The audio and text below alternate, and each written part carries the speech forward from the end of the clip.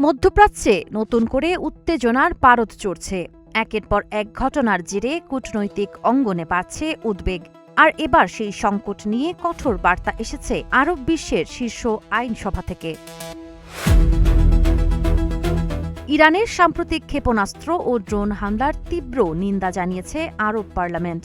কাতার, Oman, Kuwait, সংযুক্ত আরব আমিরাত, Bahrain ও জর্দানকে লক্ষ্য করে চালানো এই হামলাকে সংস্থাটি সংশ্লিষ্ট দেশগুলোর সার্বভৌমত্ব ও ভৌগোলিক অখণ্ডতার স্পষ্ট লঙ্ঘন বলে উল্লেখ করেছে। পাশাপাশি এটিকে আন্তর্জাতিক আইন ও জাতিসংঘ সনদের পরিপন্থী বলেও মন্তব্য করা হয়েছে। জীবন অবাক না করলে কে করবে? 28% মিল্ক ফ্যাটের অবাক করার সাথে ফ্রেশ মিল্ক পাউডার। জীবন অবাক করুক প্রতিদিন।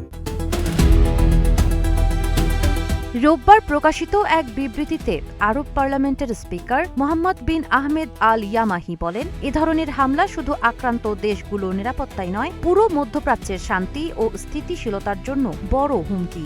তিনি সতর্ক করে বলেন, চলমান উত্তেজনা আরও বাড়লে নতুন সংঘাতের ঝুঁকি তৈরি হতে পারে।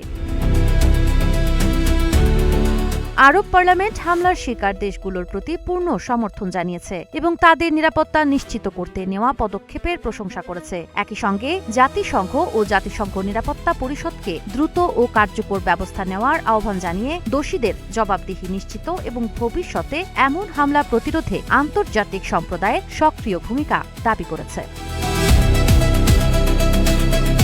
সাবা খান, নাগরিক প্রতিদিন।